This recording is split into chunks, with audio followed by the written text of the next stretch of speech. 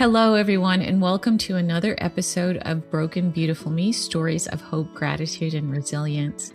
Today, I am so fortunate to have as our guest Elizabeth Stanley. Elizabeth Stanley is a PhD as a professor at Georgetown University. She speaks, teaches, and writes on topics related to resilience, decision making, political psychology, civil military relations, technology and security, and international security.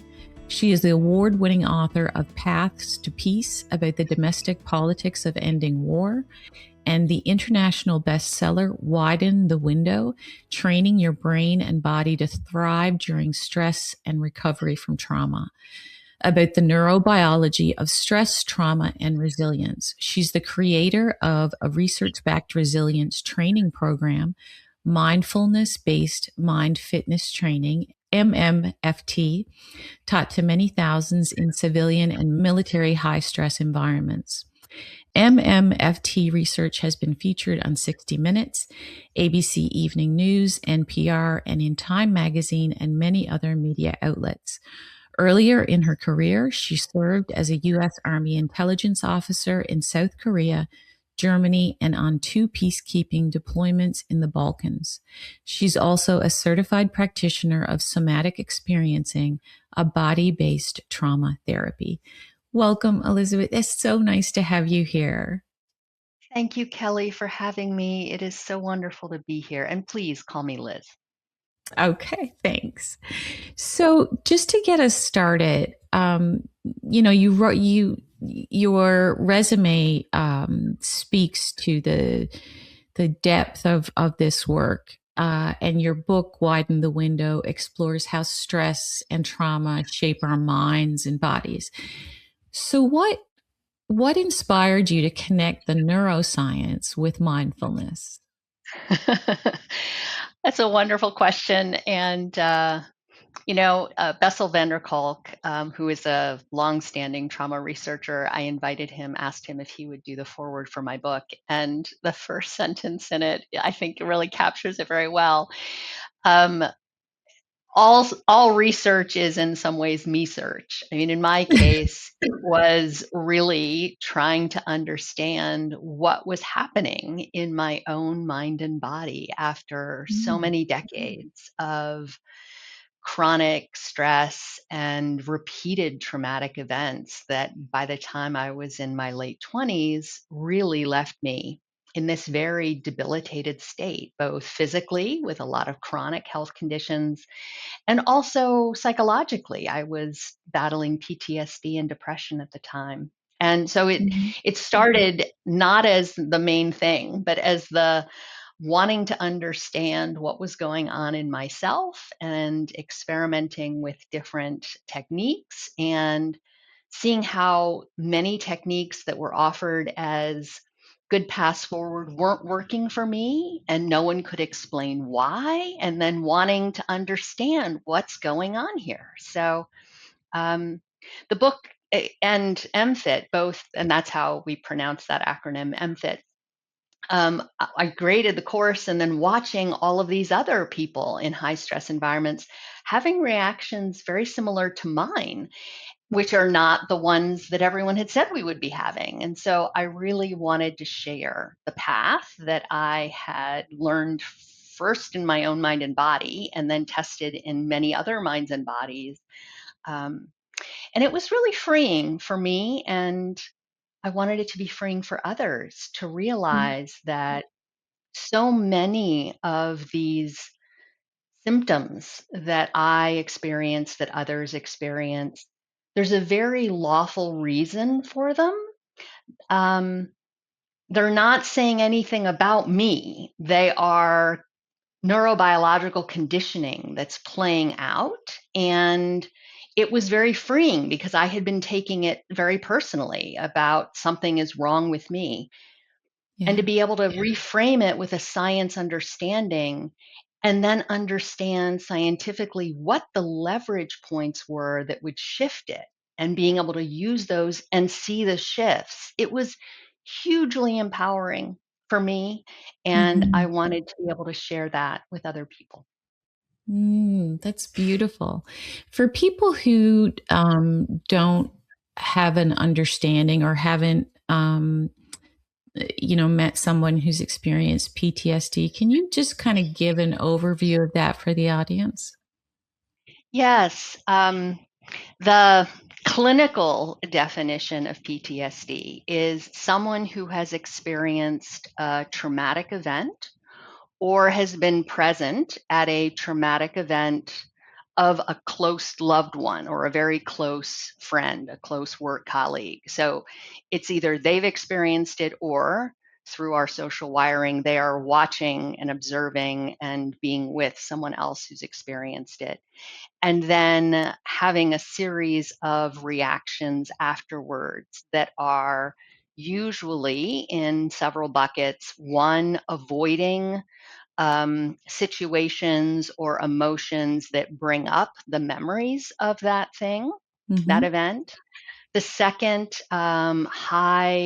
high levels of activation in the body that might show up as anxiety or in extreme agitation and irritation and restlessness, or um, really intrusive thinking and rapid thought.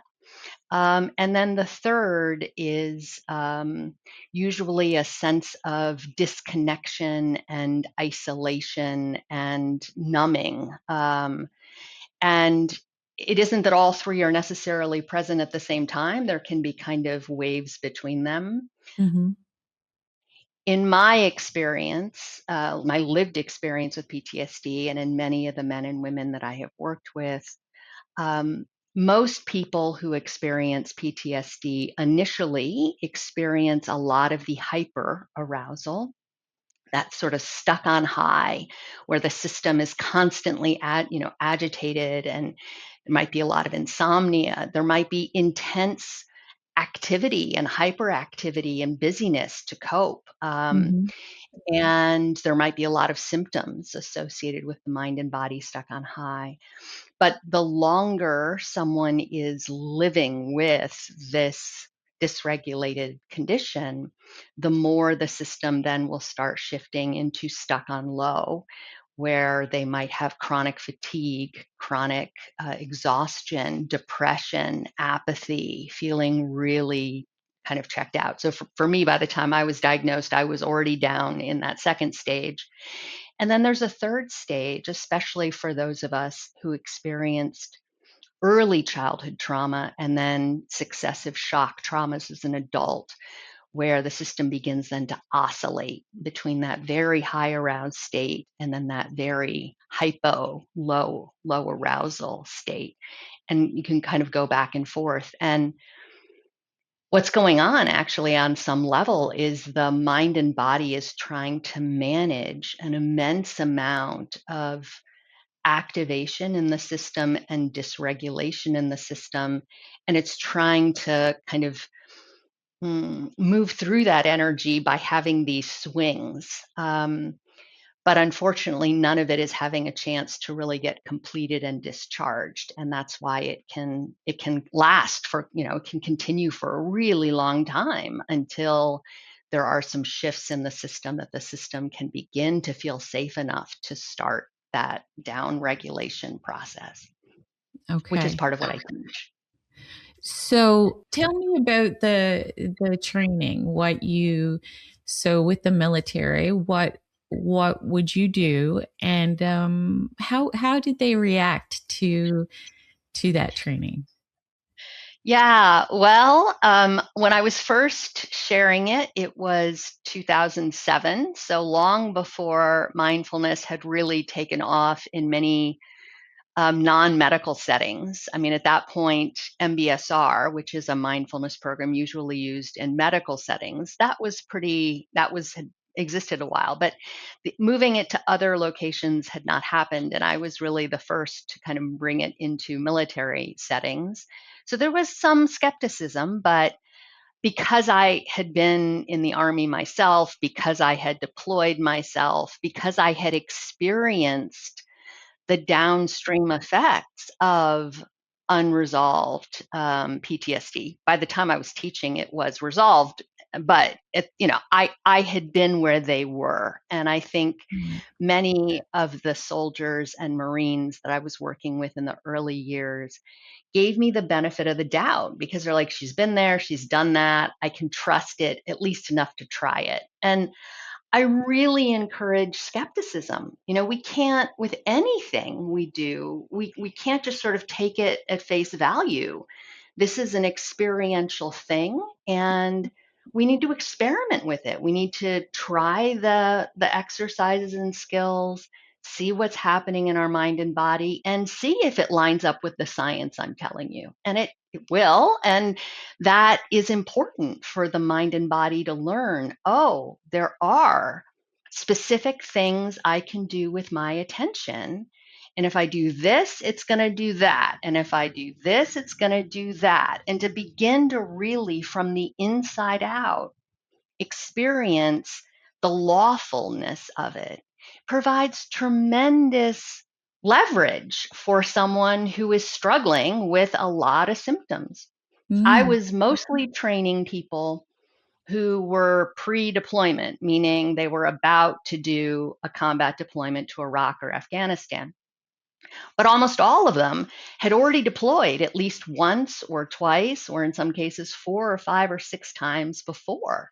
So this wasn't, they were brand new slates. This is human beings who had, decades of life experience, including multiple combat tours already that was in their mind and body.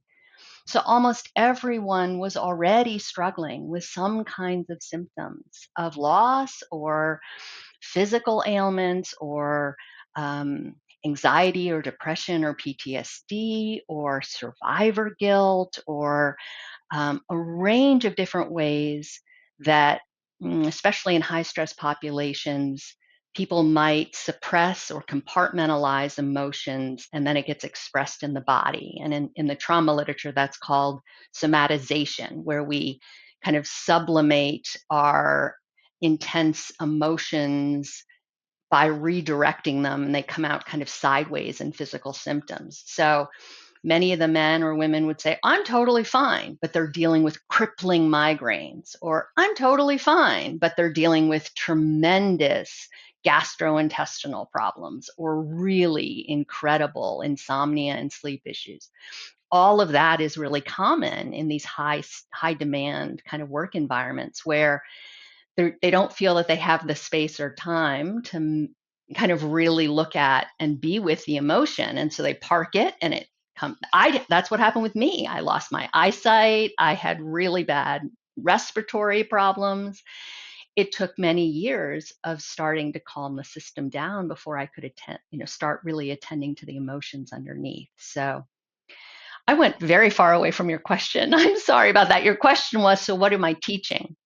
I'm teaching how to begin to stabilize our attention because it's the first leverage point, because wherever our attention is being drawn, either deliberately by we're consciously putting it somewhere, or more often, wherever it's being drawn unconsciously. Anyway, wherever the attention is, it has these ripple effects down through our mind and body.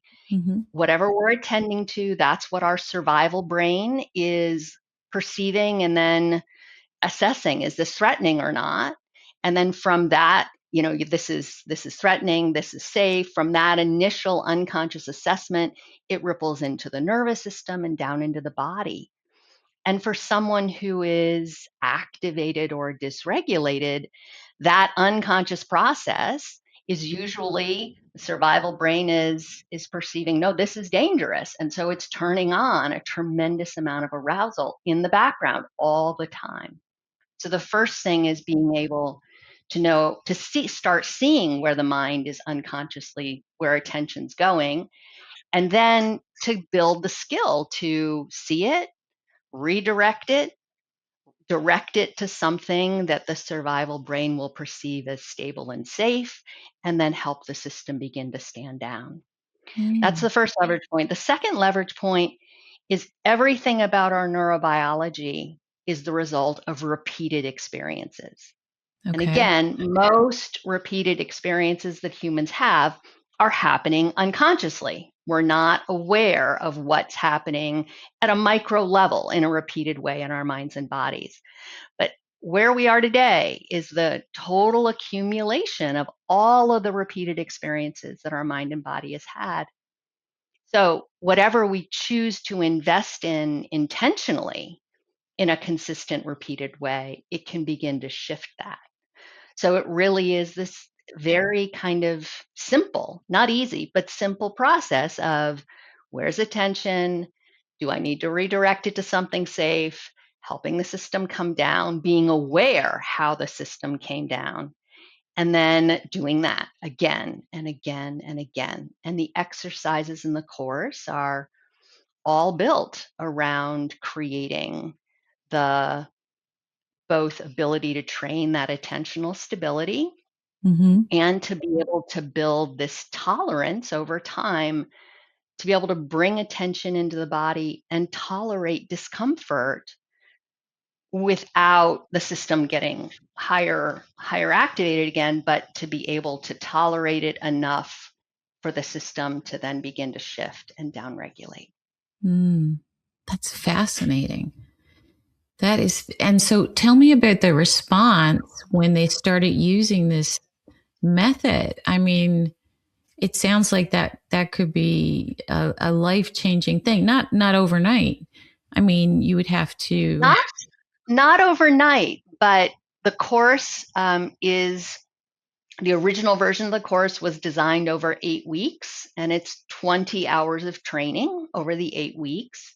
It's 8 2-hour modules, plus in the 6th week, a 4-hour kind of longer workshop to practice the skills in a more continuous way. And that really helps to shift things in a very important way for the system. And then there's 2 weeks to kind of after that to integrate it.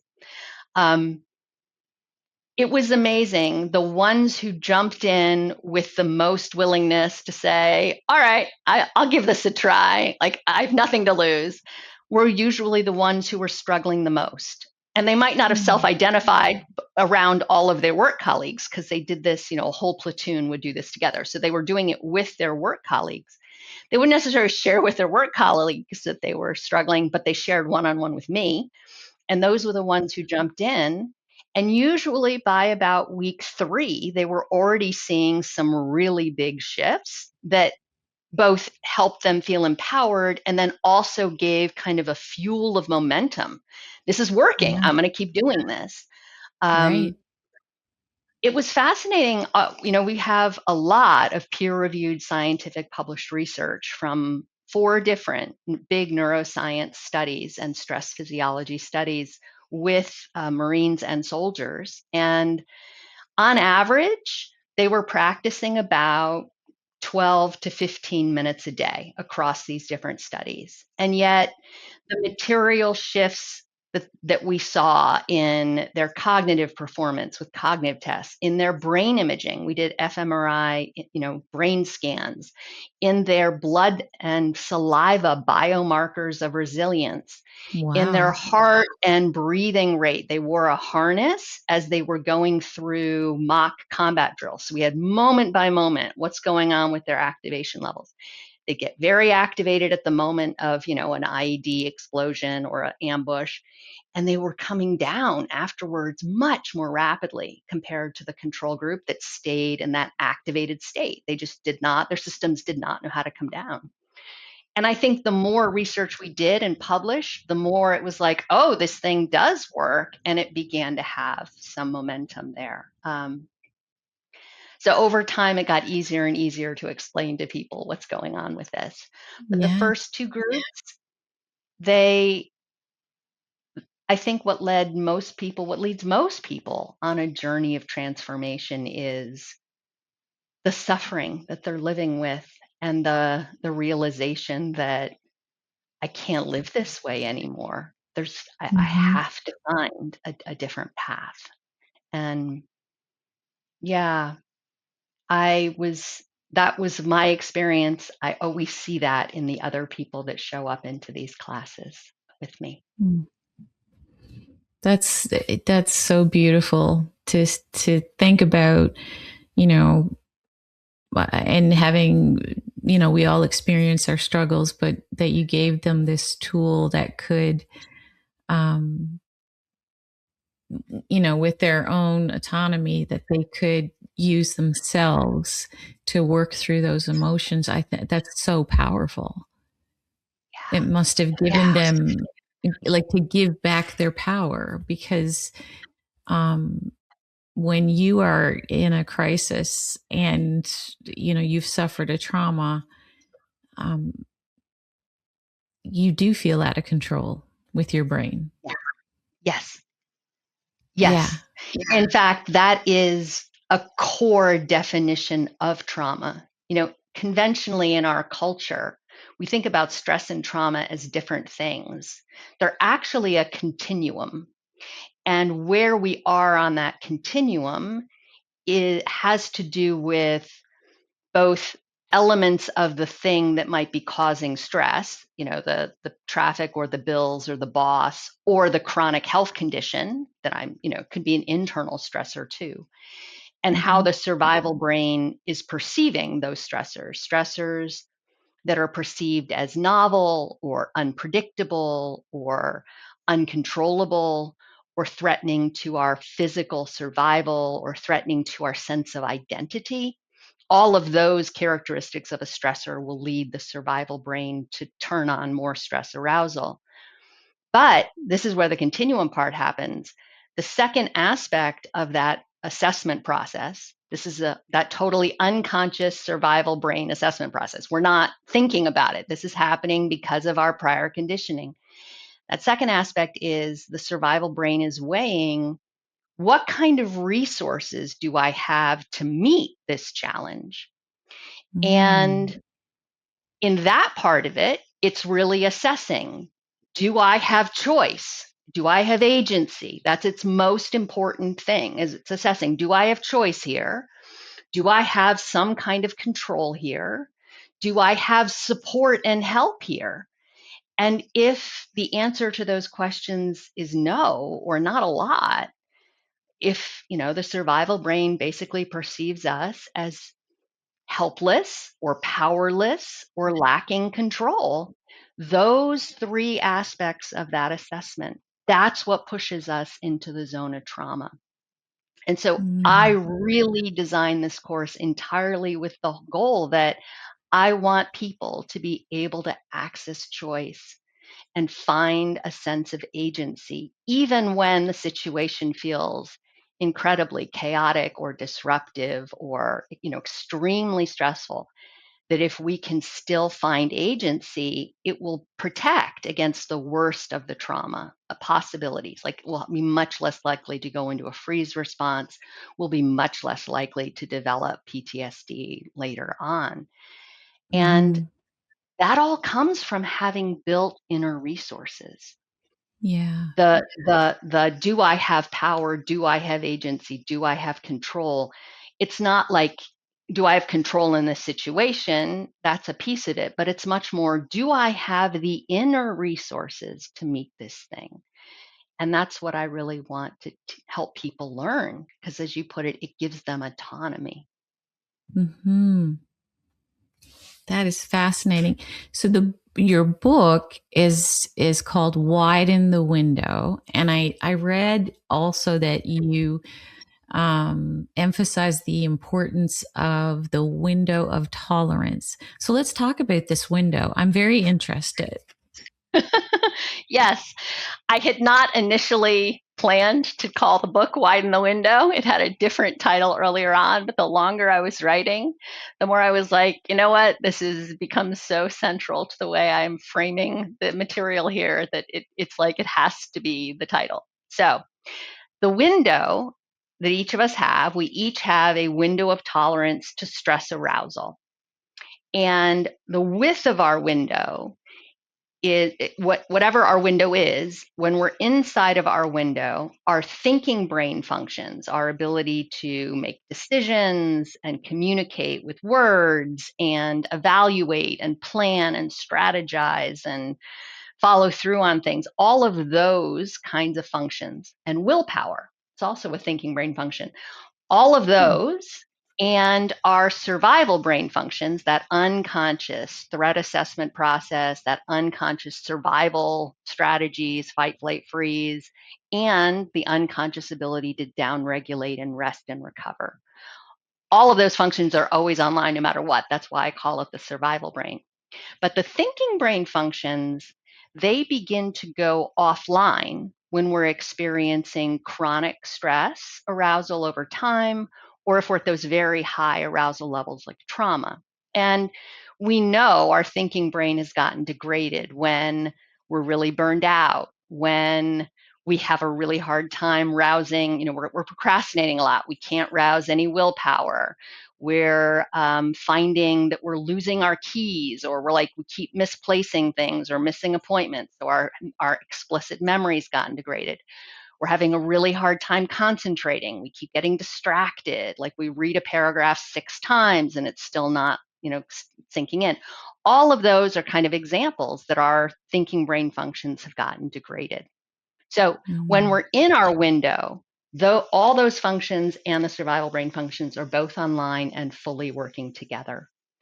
But over time, if our window narrows, and we'll talk about how that might happen in a minute, we can end up outside of our window. And that's when we start to see these thinking brain functions decline, which really has impacts on our decision making.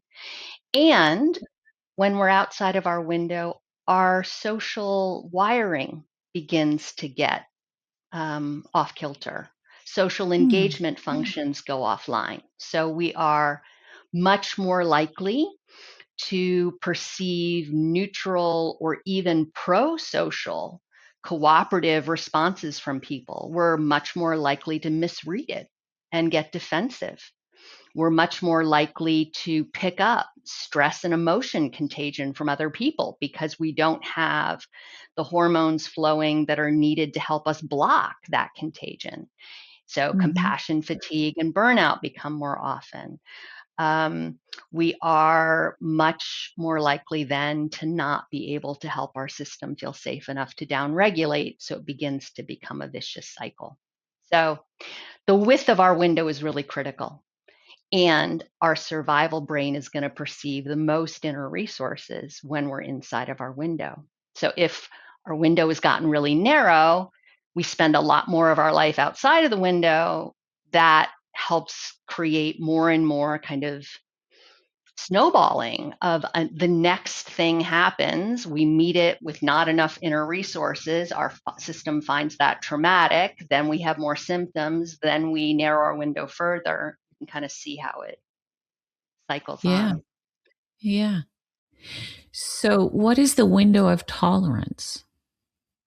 So I'm sorry, I didn't directly answer the question. The window of tolerance is how much activation our mind and body in that moment can tolerate while still keeping all of the thinking brain functions and survival brain In functions online and available. So let's say someone has a very, very wide window and they walk into a 7-Eleven to, buy something, and someone or a couple people come in shortly after that and begin to try to you know, hold up the person and who's behind the counter, and they have a gun. Someone whose window is very wide might be able in that moment to think fast, go over, and without showing fear, without showing aggression, kind of navigate a conversation between the assailants and the person behind the counter so that the money gets handed over and no one is hurt. Mhm. Someone, because they've kept all their thinking brain functions online, they've kept their ability to communicate well with others. So that's a really stressful situation. And yet they have the ability to tolerate the anxiety of that without losing those higher level cognitive functions and their ability to connect. Someone whose window is narrower is going to immediately go into fight or flight and they're going to try and like hide or they're going to go even further, fall back even further to the response of freeze, and they might become completely numb and unable to move and paralyzed, and they might leave their bodies and be watching the scene, subjectively watching the scene from the ceiling. They might black out. That's someone whose window was not as wide. As this huge activation happened, their system flipped outside their window. Their thinking brain functions got degraded. Now they're relying only on survival brain kind of functioning. Does that Hmm. distinction make sense? It does. Yeah, it does. Thank you. Just to move on and talk about, because you're talking about leadership under pressure too. When I was reading through some of your stuff, and you served in the U.S. Army, Mhm. and now you teach at Georgetown. So how do those vastly different environments, how have they influenced your understanding of leadership under pressure? That's a fascinating question, Kelly. In some ways, they are vastly different. In other ways, they are not different at all because there are humans who are working in high demand environments and succeeding by relying on some very common, highly socialized, and socially valued ways of moving through the world that allow someone to achieve, even in these high stakes, high demand environments, but that have a lot of costs that are not really being seen clearly as costs. And I'm saying that generically, and I'm going to give a specific example of that. Okay. Both the military or first responders or people who work in the intelligence community or people who are in elite academic settings, they are succeeding in these settings almost always by relying on some variant of a strategy that I like to think of as suck it up and drive on. Other people talk about it as powering through.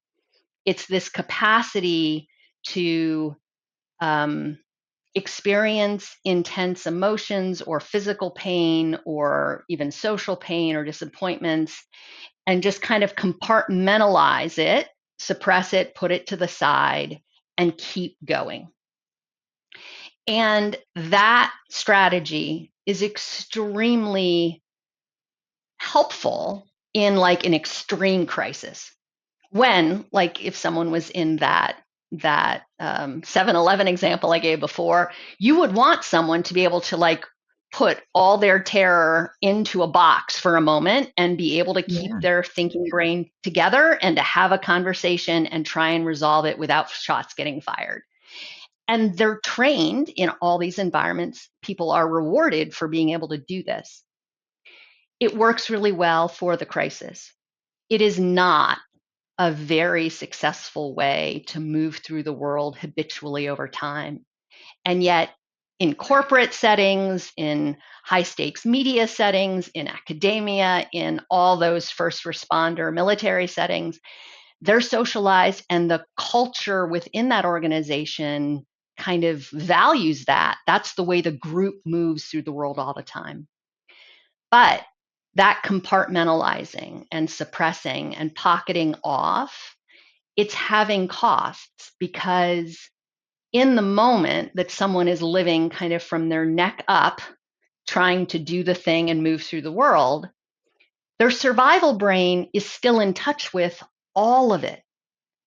And Yeah. so the survival brain's assessment in this moment of is this moment safe or not? Is this exact situation safe or not? The thinking brain might say it's perfectly fine. I'm going to keep doing what I'm doing.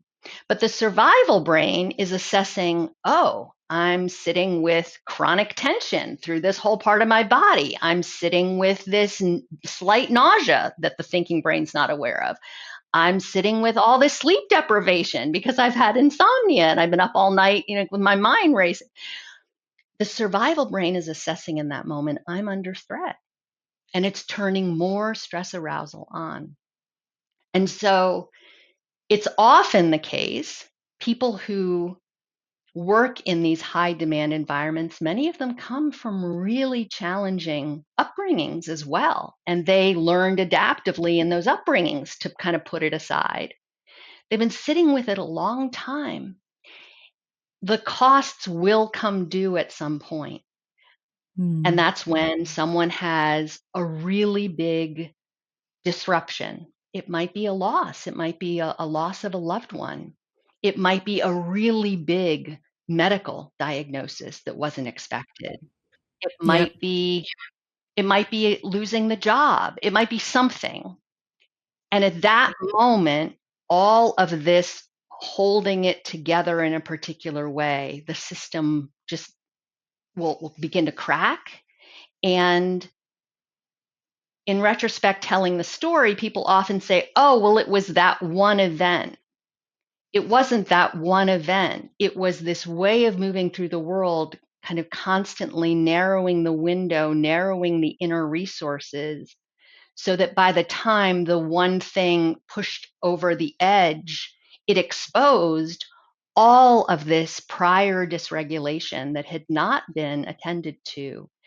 And that makes the recovery from this new acute loss or event that much harder. In my case, I was really stubborn and willful. It took losing my eyesight. That was I've regained it. I had Lyme Mm. disease. It wasn't diagnosed. They didn't know what was going on, but I lost my eyesight for a Oh year, my parts of a gosh. year, my first year on the tenure track. And that was the thing that finally got me to sort of stop and finally listen to all Hmm. of the symptoms and betrayals and assaults that I had been denying and compartmentalizing out of awareness, even as my survival brain was constantly, keeping them in its assessment process. So take me through an example. So, we were talking before the recording started about my work with the bereaved. So, for me, we'll use me as an example. So I lost my son. It was in a very sudden and unexpected way. And I would say what you were talking about, like that instance of you losing your eyesight, that that was that moment for me where everything I had been holding together or thought I was, then I was like, I have nothing left. I don't know what to do. First time in my life, I didn't have an answer for something or a plan B. What do you say to people like me who have lost loved ones? And, maybe we misunderstand and we think that PTSD is something that military personnel deal with or first responders deal with. What would you say to the bereaved community about your nervous system and PTSD and training ourselves to better cope with what we're facing? Yeah.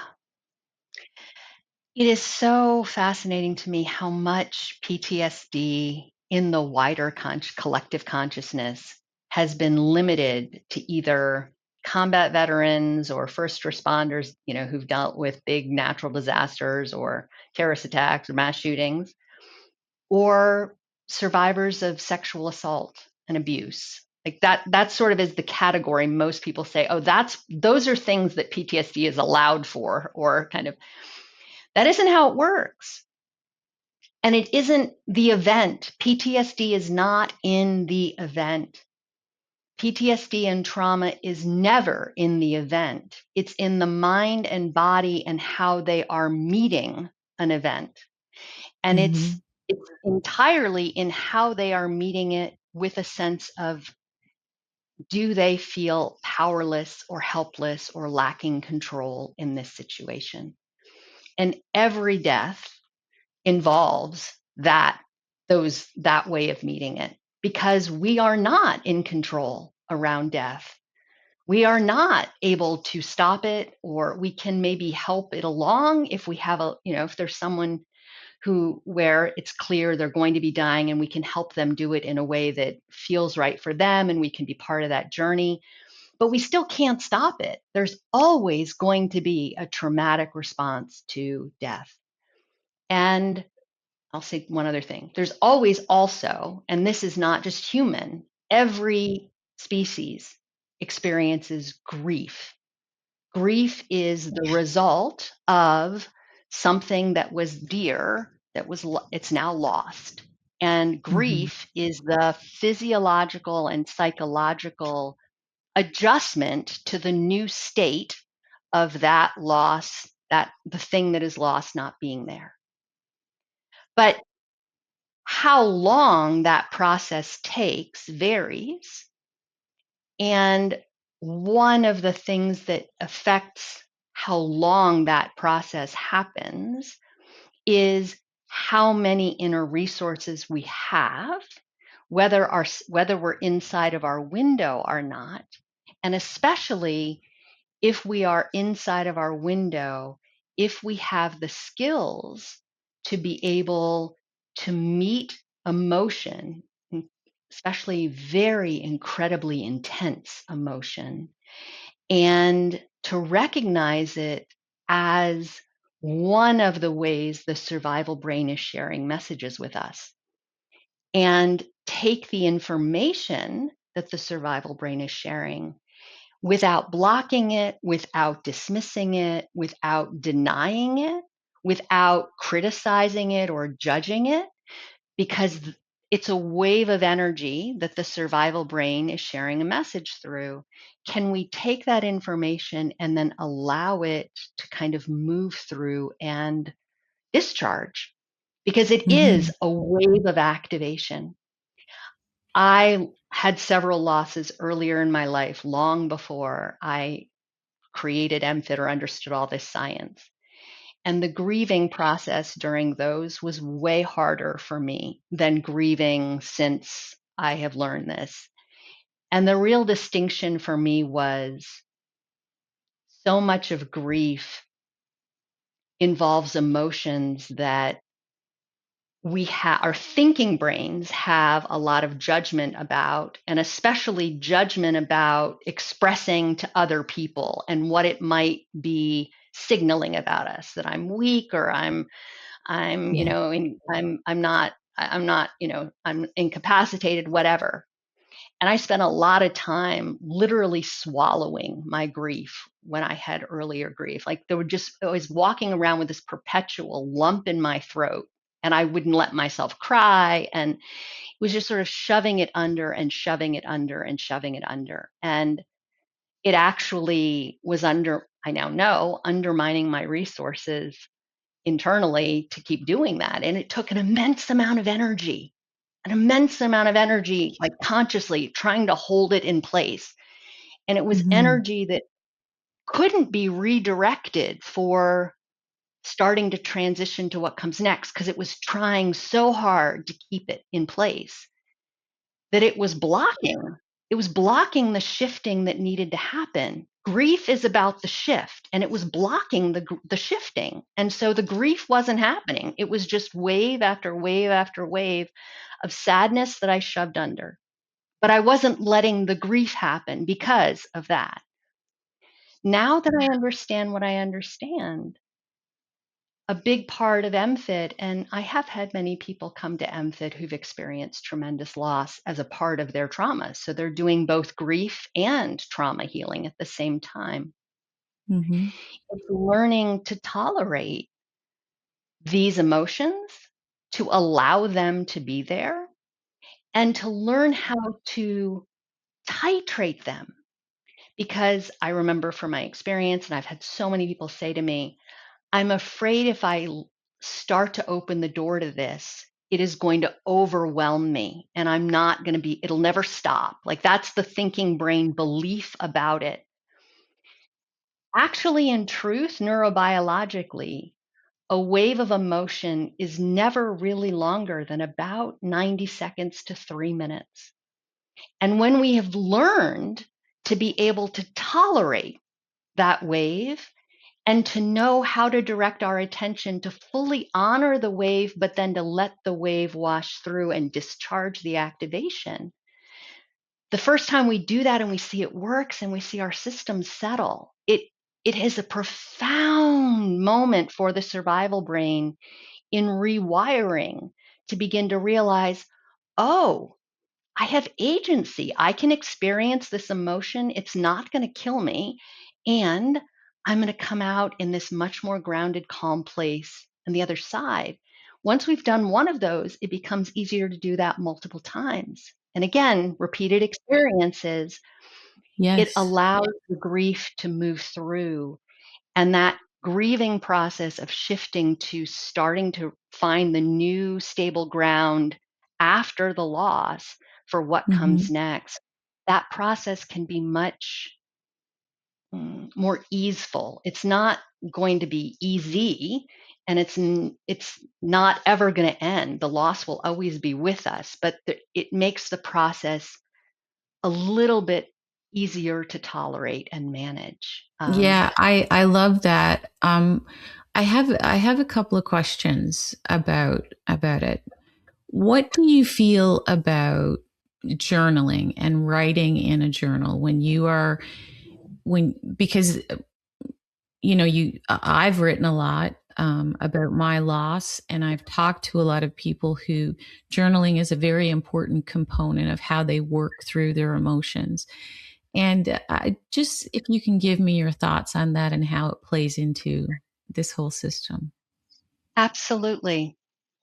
The first thing I want to say, I am going to answer this question, but I need to say this first because I realize I've never said it yet explicitly. So I need to say explicitly. It is our survival brain that is the one part of us unconsciously assessing, is this threatening or safe? And then it's also the one part that can turn on recovery and down regulation. Because if it's assessing danger, it's going to turn stress on. If it's assessing safety, it will turn stress off and allow for the discharge to happen. Okay. That's a survival brain job. That unconscious process is called neuroception. And neuroception and recovery are both survival brain jobs. Most humans, including me until I understood all this, assume that we can think our way into assessing a threat and recovery. We can't. That's not controlled by those functions. The thinking brain can influence how the survival brain is doing that function, but that's ultimately a survival brain function. And so journaling can be extremely helpful for two ways. I do a ton of journaling, but it's going to be incomplete because it's the survival brain that's doing the downregulation, not the thinking brain. Our thinking brain might feel more in control. So we might kind of intellectually or cognitively, even psychologically feel calmer, but that's not necessarily helping the activation begin to Hmm. downregulate. So journaling is helpful in two ways. For people who have spent a lot of time suppressing emotions and powering through, like I had for decades, I had a really, yeah, exactly, join the club. I had an incredibly hard time identifying if I even was having an emotion because I'd spent so long shoving it under. And Hmm. it took me writing a lot to begin to, like, I'd write stuff out and it would take, I'd write a page or two and I'd be like, oh, wait a minute, I must be anxious. But I wouldn't be able to know that until I put all the words on the paper. So if you were like me, like I was, then journaling is helpful because it helps us really begin to help the thinking brain and survival brain communicate. The survival brain Hmm. underneath is having that anxiety, or it's having that sadness, or it's having that anger. But if we can't get our thinking brain to also be aware of it, there's this like mismatch and miscommunication in our system. We need both of them communicating together to get inside of our window. So journaling is really great for that. And Then once we're aware of it, at least for me, this was my experience, I'd be writing and writing and writing, and then I'd realize, oh, wait a minute, I must be anxious. And then all of a sudden it would be like, whew, the scales would fall off my eyes, and I would finally feel my heart's racing. My gut is roiling. I have butterflies in my stomach. My mouth is really dry. I could start to see the sensations that go along with the emotion I had been blocking with my thinking brain. At that moment, and if it's grief, there might be the lump in the throat. There might be this real body heaviness and collapse. There might Mm. be a sense of kind of deadened, kind of foggy, unable, like really dull mind. When the physical components of the emotion come forward in awareness, and they will as you're journaling, at that moment, stop writing. Put the journal away for a moment and redirect your attention to the backs of your legs touching the chair or the bottoms of the feet touching the floor. The goal in this moment is to show, by where you're directing your attention, you're showing the survival brain, oh, I'm supported by the chair. I'm grounded and stable. That's a really important attentional cue, because Yeah. that attentional cue is showing the survival brain, on some level, I'm relatively safe. And that is the door for the survival brain to start the shift to do the downregulation. And if you do that, chances are in that next moment, you'll feel a wave of heat. You might do a lot of yawning. You might start crying. You might start shaking or having the hands tremble or twitch. All of those are signs of nervous system discharge. And that's what we're aiming for, to begin to help the wave move through. Right. So the journaling is an important kind of helping to set the stage, but it's at the point at which the survival brain is ready to do some discharge, stop writing, get out of the thinking, get fully in the body, show the survival brain I'm grounded, and let the discharge happen. And I teach that. There's a whole chapter in Widen the Window about that process. I also teach that in the MFit course, how That to work with emotion that way. Yeah, what a wonderful exercise to think. I mean, I'm going to try that now. I'm just thinking about sitting in the chair and feeling that presence, and um, it's it's so powerful. But yeah, I'm kind of at a loss here right now, just thinking about that, because I'm Yeah. thinking about my own journaling practice, and talking to so many others, and having this light bulb moment right now with you on the podcast that was the missing piece. Yeah. Because if we don't let the survival brain complete that discharge, Yeah. it's actually not really having the full recovery and healing. Because in the process of that discharge, the survival brain is not just having a chance to experience and release the emotion, it's also having the chance to update its implicit memory. And it's the implicit memory bank that drives that unconscious assessment process.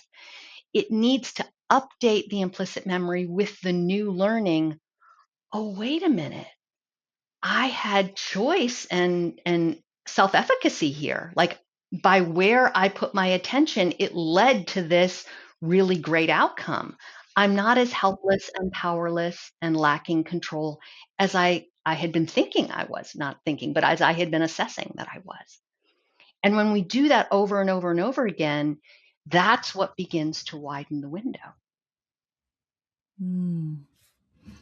What are your thoughts on, alternative treatment modalities like breath work, for example? My husband and I have done breath work, and what are your thoughts on that for trauma patients? I am not a big fan of breath work, at least not early in someone's journey. And I'll Mm. explain why. Yeah. Um, if you don't mind, I think it's No, important no, to explain why. So, absolutely. And it comes, again, first from my own experience in my own mind and body, and then understanding the science behind it. My own experience was I had to be resuscitated when I was deployed in Bosnia. I'd completely stopped breathing and had to be resuscitated with paddles. Oh my goodness. And I went back to my unit and back to my job 2 days later. Talk about suck it up and drive on. Like, I just compartmentalized that whole experience until I started yoga practice. And there's a lot of tracking your breathing with yoga, and especially at the end, lying there in the corpse pose shavasana, watching my breathing. And I would be watching my breathing, and all of a sudden, I would flip into panic. And the yoga instructor had no idea what was going on. I had no idea what was going on.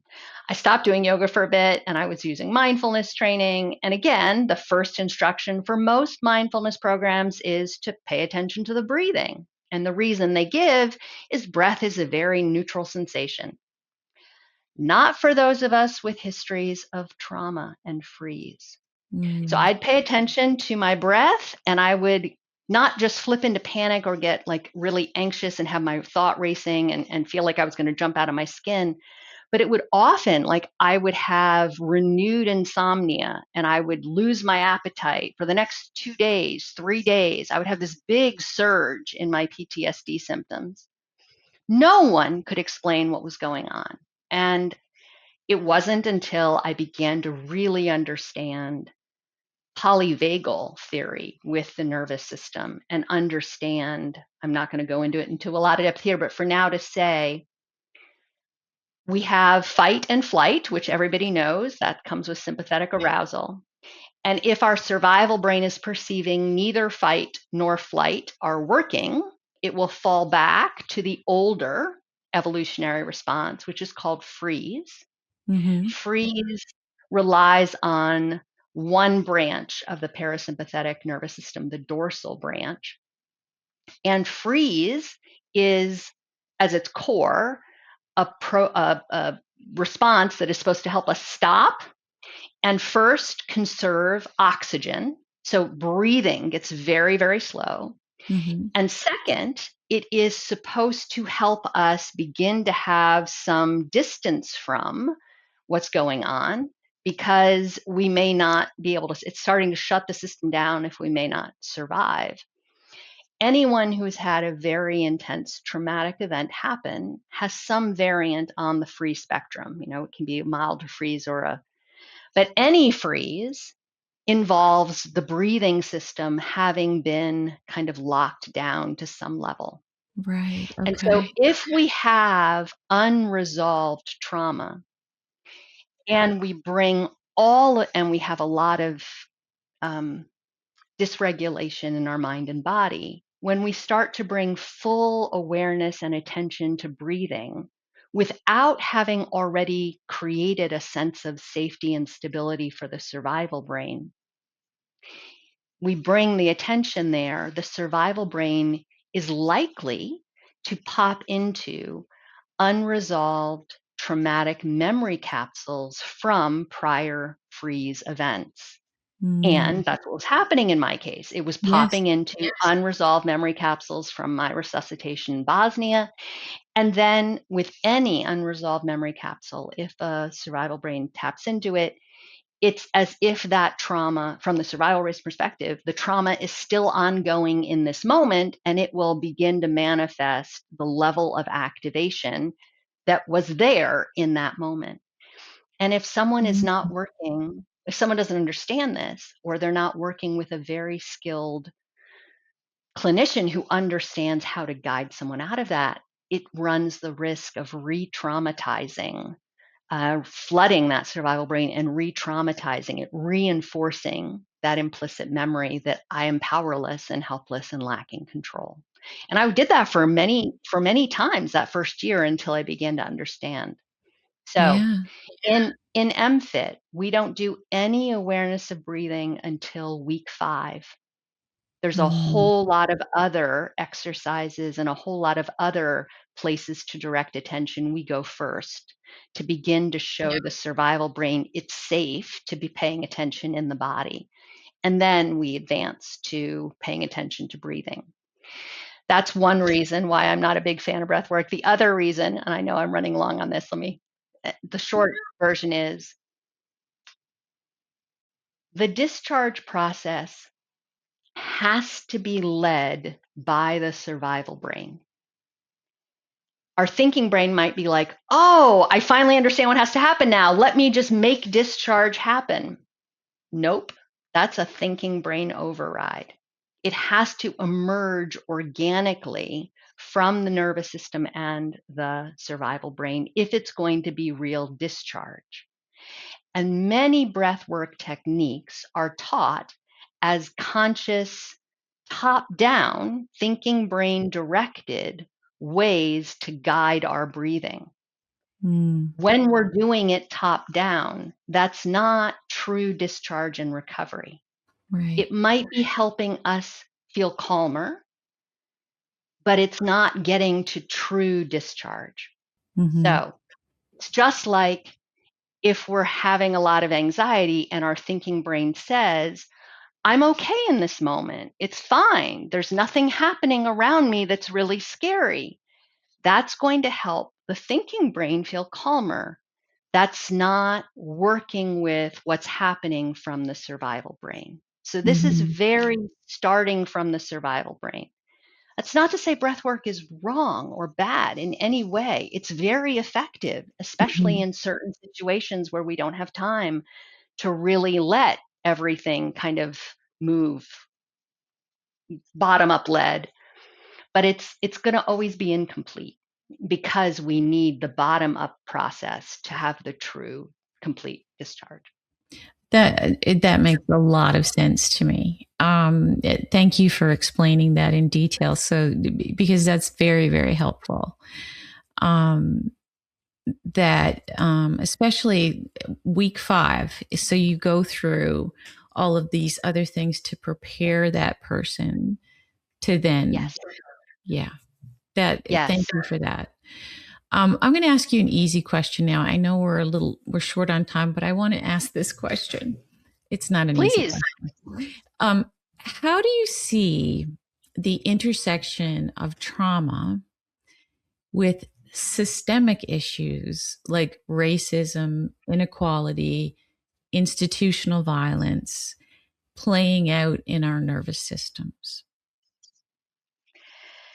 It's a wonderful question. And you're right, it's not an easy question, but my work is increasingly moving in this direction. So it's something I'm really passionate about. And we could spend a whole hour just on this topic, but we don't have a whole hour. So I'll just say something briefly right now.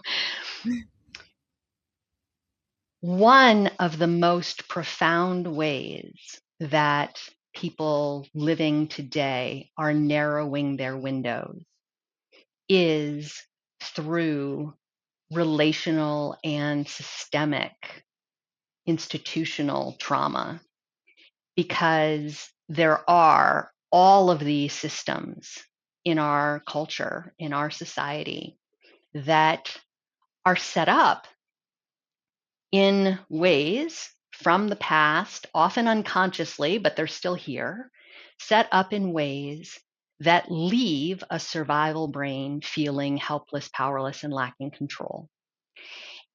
I know from, everybody is carrying some kind of institutional traumatic response. And what's most devastating about this kind of trauma is 2 things. First, conventionally, as a group, collectively, we don't think of meeting these micro exclusions, microaggressions, inequalities, structural slights, structural privileging of some and not others. We don't conventionally think of that as traumatic. And so there's a writing off that this is going to have any effect. Collectively, that's what we're doing. And yet, everyone's survival brain meeting one of those situations. What's most interesting is we don't have to personally experience the trauma of racism or sexism or heterosexism or poverty. We don't have to personally experience it to be traumatized by it. because of our social wiring, there's been empirical research. If we see someone else in the news or in social media experiencing oppression or exclusion or harassment or some other, violent interaction as Mm-hmm. a result of their identity that we identify as well. If I were to see another woman, or if a Black person were to see another Black person, like, we will experience a vicarious trauma response. So that's going on all the time around us. We're not collectively acknowledging it truly as trauma. And Mm-hmm. then if we're working or moving or living in environments where this is going on around us all the time, we are having to add on top a certain amount of emotional labor to kind of keep functioning in a polite way, managing whatever emotions it's bringing up and still just being in this environment. That takes a tremendous amount of energy to kind of hold it all together too. So it is Mm. not surprising to me that most humans walking around right now, especially in this era of social media connection where we constantly know what's going on, and in this era that has a tremendous amount of really violent, exclusionary, penalizing, uh, cruel, let's name it, cruel behavior that's happening in the world, to have to keep functioning in it. Everybody, to some level, is kind of compartmentalizing to move through the world. All of our windows are collectively getting narrower, and the collective window is narrower. So that's one of the effects. And then the last thing I'll say, because it's really complex, is when our windows are narrow and we're operating more from survival brains, we are much more likely to be attracting leaders and policies that are going to be reproducing violence and reproducing and speaking to these very intense emotions. And I think we're seeing that particular kind of reverberation of it in spades, Mm. not just in the United States, but around the world, with this real shift in an authoritarian direction, a Yes. real shift in gravitation to leaders who are leading from a very dysregulated, very high active, emotional, often violent state. And that worries me for this transition that humanity is in the midst of, that Mm-hmm. we're we're going that way. But it is, I think, in many cases, it's the result of people's unobserved, unhealed chronic stress and trauma kind of driving the preferences and driving the show. Yeah. Yeah. I worry about it too, and I think that's why conversations like this one are so important, so that we can understand who we are and how we cope with things, and be better prepared to build a better idea for this country. It has so much potential, and it's I find it very overwhelming, to be honest, as a just day to day, to even take it in. It's astonishing that things are happening, and you have no words. And it's just a very unique time to be alive.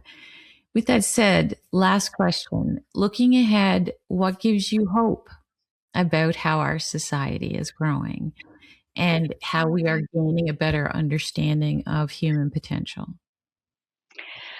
I I really feel like this is a very important choice point for us as individuals and as a collective, in terms of trying out new skills and ways of relating that are much more true to our true nature, which is interconnectedness. The more Mhm. I've learned in the last 15 years around the neurobiology of our social wiring, how much our minds and bodies are so wired to connect and are so interconnected in conscious and unconscious ways. There's a tremendous, interesting human potential in that. The fact that we even are understanding it scientifically now, and that we have tools in terms of building this inner adaptive capacity to make that transition, that leaves me very hopeful. And I know from my own journey as an individual, when I was suffering the most, I often felt so powerless that the only path that felt open to me was to keep doubling down on the old strategies that I had been using. And they weren't working and they were making it worse, but I doubled down some more because I felt so afraid of where, like, just trying something new just felt overwhelmingly scary.